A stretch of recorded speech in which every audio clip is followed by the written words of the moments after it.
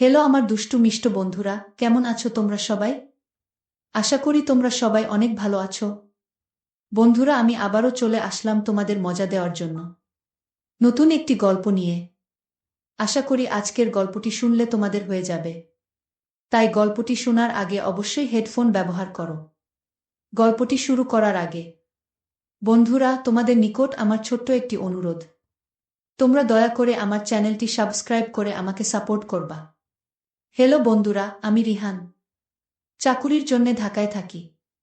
আমার গ্রামের বাড়ি গাইবান্ধা জেলা।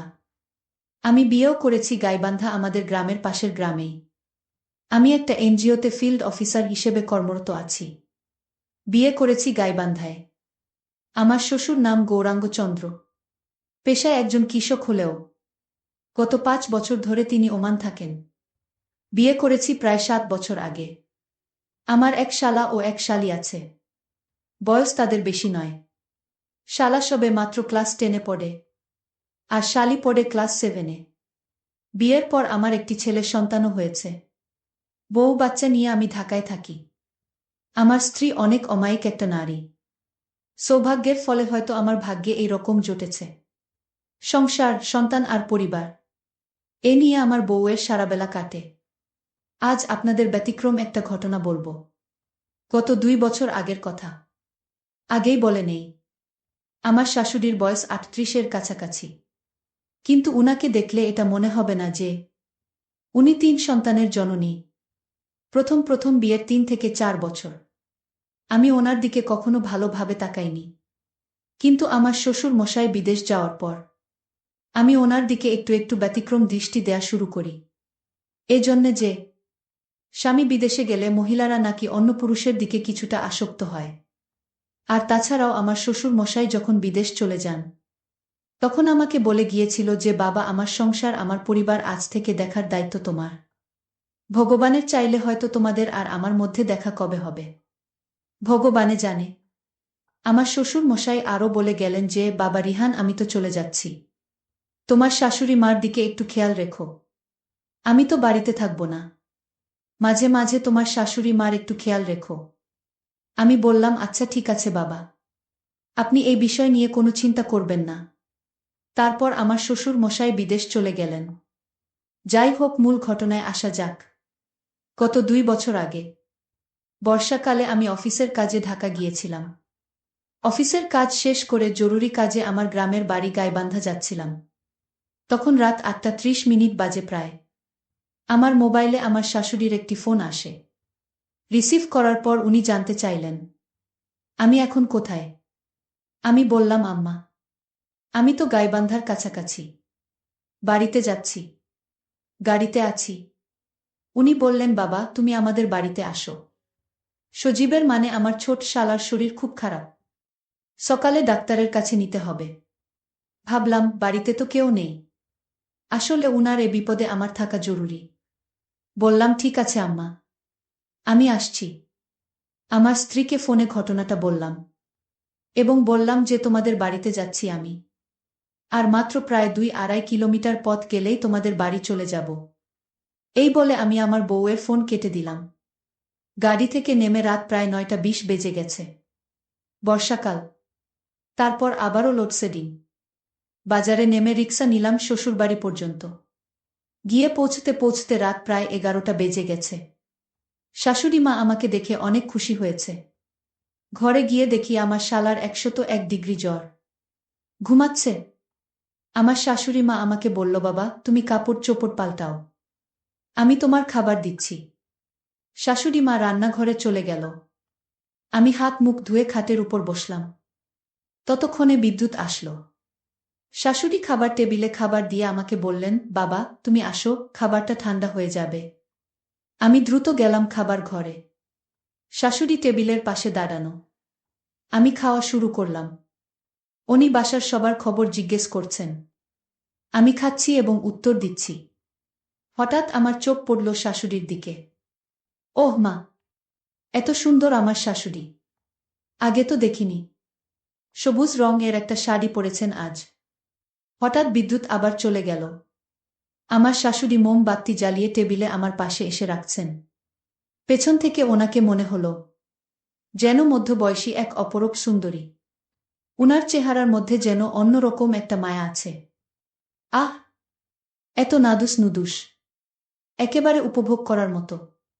তাকে দেখেই আমার মাথাটা নষ্ট হতে থাকল, আর আমার বিশেষটার অবস্থা খারাপ হতে লাগল। মনে মনে ভাবতে লাগলাম কি করে তাকে ভাগে আনা যায়। একটু চোখ থেকে আমি শাশুড়ি মাকে বললাম, আম্মা, কষ্ট করছেন কেন? আমিই তো সব করতে পারব। আপনি ঘুমিয়ে পড়েন, সমস্যা নেই। আমি খাওয়ার পর ঘুমিয়ে যাব, আপনি ঘুমাতে যান। শাশুড়ি মা মুচকি হাসলেন। না বাবা, তোমাকে কষ্ট করতে হবে না। তুমি খাওয়া দাওয়া শেষ করো, আমি তোমার বিছানা রেডি করে দিচ্ছি। এই বলেই শাশুড়ি মা পাশের রুমে চলে গেলেন, মানে যেখানে আমি ঘুমাবো। হালকা আলোতেই মনে হচ্ছে যেন রাতের অফসারা। তাতে যতই দেখছি তখন আমার অবস্থা আরো খারাপ হতে লাগল। আমার মাথায় তখন পুরা শয়তানি কাজ করছে। শয়তান মনে হয় মাথার উপর পুরোপুরি উঠে বসেছে। রাতের পরিবেশটাও অনেক সুন্দর। একদিকে বর্ষার তুমুল বৃষ্টি শুরু হয়েছে, অন্যদিকে আমার মনে উতাল পাতাল ঢেউ বয়ে যাচ্ছে। আর অপর দিকে আমার শাশুড়ি মাও অনেক দিনে ক্ষুধার্ত। কি করব বুঝতে পারছি না। যাক, খাওয়া দাওয়া শেষ করলাম। বিদ্যুৎ আবার আসলো। খাওয়া শেষ করে পাশের রুমে গিয়ে দেখি শাশুড়ি আমার বিছানা পরিষ্কার করছেন। পিছনটা এমনভাবে আছে যেন মনে হচ্ছে অনেক কম। আমার শাশুড়ি মাকে আমি যতই দেখছি তখন আরো অবাক হচ্ছি। মনে হচ্ছে যেন এক অপরূপ সৌন্দর্যের এক মধ্যবয়সী পরী। অনেক চেষ্টা করছি ধৈর্য ধরার, কিন্তু পারছি না। চোখে মুখে শুধু শাশুড়ি মার দৃশ্যগুলো ভেসে উঠতেছে। তারপরেও আমি অনেক কষ্টে নিজেকে সর্বাত্মক কন্ট্রোল করার চেষ্টা করলাম। এর মধ্যে বিদ্যুৎ আবার চলে গেল। কারেন্টের জ্বালায় আর পারলাম না। এই যায় এই আসে বলেই উনি খাট থেকে নামছেন মোমবাতির খোঁজে। হঠাৎ অন্ধকারে আমার সাথে ওনার ভিন্ন রকম কিছু হয়ে যায়। আহ, কি ঘ্রাণ! মনে হয় বিদেশি সেন্ট দিয়েছে। আমার শ্বশুর মনে হয় আমার শাশুড়ির জন্য বিদেশি সেন্ট পাঠাইছে। সেন্টের ঘ্রাণে যেন আমার মনের মধ্যে আরো বেশি আকর্ষণ সৃষ্টি হচ্ছে। পাগল করা ঘ্রাণ যেন আমার নাকে সুটসুড়ি দিতে লাগল। উনি পাশের রুমে গিয়ে মোমবাতি জ্বালিয়ে আনলেন, বিছানা রেডি করে দিলেন। রাত প্রায় তখন 12:30 বাজে। তারপর উনি আমাকে বললেন, বাবা, এখন তুমি ঘুমাও, আমি পাশের রুমে আছি, কিছু দরকার হলে আমাকে ডেকো। বলেই উনি চলে গেলেন। আমি বিছানায় শুয়ে পড়লাম। মাথা আবারও নষ্ট হয়ে গেল। খুব ইচ্ছে করছে এই বৃষ্টির রাতে ওনাকে ইচ্ছেমতো কিছু একটা করার, বাট মনে মনে অনেক শঙ্কায় আছি। তাছাড়া উনিও তো অনেক দিনের উপোস, বুঝা যাচ্ছে। খানিকক্ষণ পর বৃষ্টি আরো বেড়ে গেল। আমি অনেক চিন্তা করছি যে কিভাবে ওনাকে আরো একবার কাছে থেকে দেখতে পারি। আহ, কি সুন্দর তার ঘ্রাণ! মন খুব চাইছে তার এই সুন্দর ঘ্রাণ আর একবার উপভোগ করি। বসে বসে যদি ওনার সাথে সারারাত কথা বলতে পারতাম, তাহলে নিজেকে ধন্য মনে করতাম। দেখতে শ্যামলা কালো, চোখগুলো টানা টানা, কিন্তু অনেক সুন্দর লাগছে। এইয়া বয়সেও আমার শাশুড়ি মাকে দেখতে যে সুন্দর লাগছে, তার সাথে অন্য কিছু হলে না জানি কত আরাম লাগে, কত মজা লাগে। এই ভাবতে ভাবতে আমার বিশেষটার অবস্থা আরো খারাপ হতে লাগল।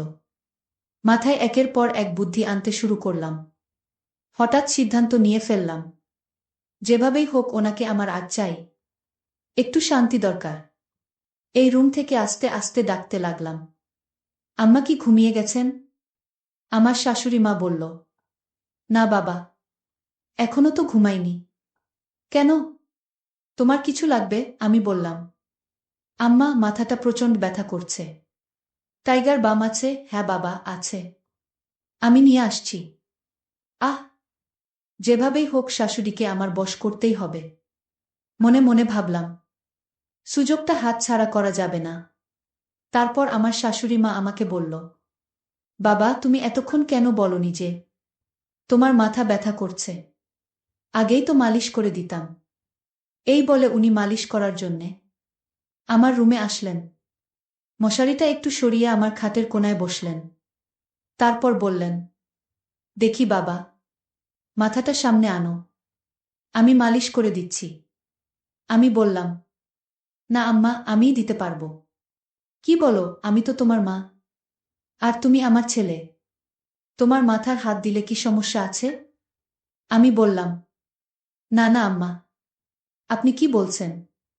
আপনি ১০০ বার আমার মাথায় ভোলাতে পারেন। আমি এটা বলতে চাইনি। আমি বলতে চাচ্ছি। তারপর আমার শাশুড়ি মা বলল, না না বাবা, তুমি আমার ছেলে। তোমার শরীর খারাপ, আর তোমার জন্য এইটুকু করতে পারবো না। আমি বললাম, আম্মা আপনি কেন কষ্ট করতে যাবেন? তারপরও উনি আমার বালিশের পাশে বসে আমার মাথায় মলম দিতে শুরু করলেন।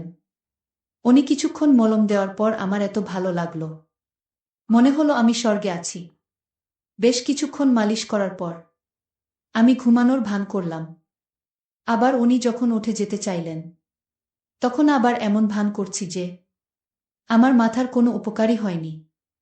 এভাবে কিছুক্ষণ চলার পর দেখলাম আমার শাশুড়ি মার ঘুম ঘুম ভাব হচ্ছে। উনি আমার বালিশের পাশেই হঠাৎ ঘুমিয়ে পড়লেন। আমার এবার সকল স্বপ্ন পূরণ হতে চলল।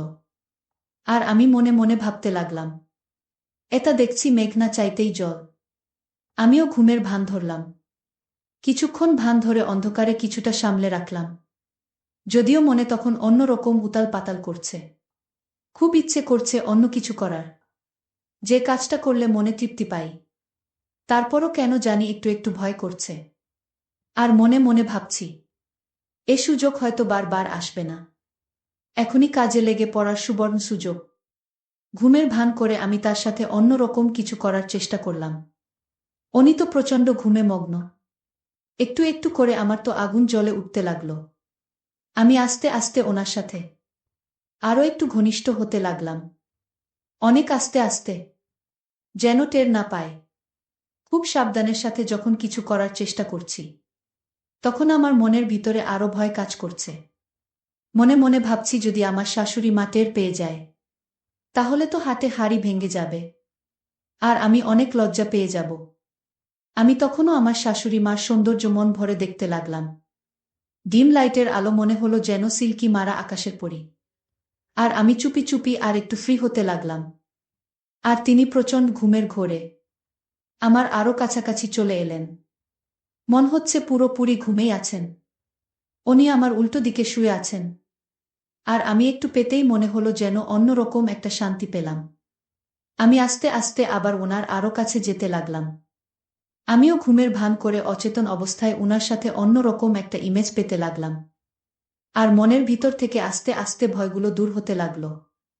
এক পর্যায়ে ঘুমের গড়ে আরও বেশি এলোপাতাড়ি হতে লাগল। হঠাৎ উনি টের পেয়ে উঠে বসতে চাইলেন। আমি তখন আরও ঘুমের ভান ধরলাম। একটু পর দেখি আমার শাশুড়ি মাও আমার সাথে এই রকম আচরণ করছে। তখনও আমি ঘুমের ভান ধরে রইলাম। যখন দেখলাম আমার শাশুড়ি মার অবস্থা আরও বেশি খারাপ হতে লাগল, তখন আমি আর চুপ করে থাকতে পারলাম না। কিছুক্ষণের জন্য ভুল গেলাম আমাদের দুনিয়াবির সম্পর্ক। তখন আমার কাছে মনে হলো আমি আর উনি মনে হয় স্বপ্নে কোনো এক সুখের রাজ্যে হারিয়ে গেছি। এইভাবে প্রায় সেই রাতে ৪ বার অপ্রত্যাশিত কিছু হওয়ার পর আমরা উভয়েই ক্লান্ত হয়ে পড়লাম। দুজনেই চরম শান্তি অনুভব করলাম। তারপর শান্তির একটা ঘুম দিলাম। বন্ধুরা, আমার শাশুড়ি মার সাথে রাতে যা হয়েছে তা অনাকাঙ্ক্ষিত। তখন হয়তো আমার মাথায় বড় ধরনের কোনো ভূত চেপে বসেছিল। সকালে ঘুম থেকে উঠে যখন আমার অবস্থা স্বাভাবিক মনে হলো না, তখন বুঝতে পারলাম রাতে হয়তো আমার সাথে কারো কিছু হয়েছে। একটু মনে করে বুঝতে পারলাম, যার সাথে হয়েছে সে আর কেউ নয়, সে আমার নিজের শাশুড়ি মা। তাই ঘুম থেকে উঠে উনার রুমে যেতেই উনি খানিকটা লজ্জা পেলেন। আমিও রুম থেকে বের হয়ে তখন একটু একা একা চিন্তা করতে লাগলাম। আর আমার নিজের কাছেই খারাপ লেগেছিল। সহ্য করতে না পেরে আমি আমার শাশুড়ি মার কাছে ক্ষমা চাইতে লাগলাম।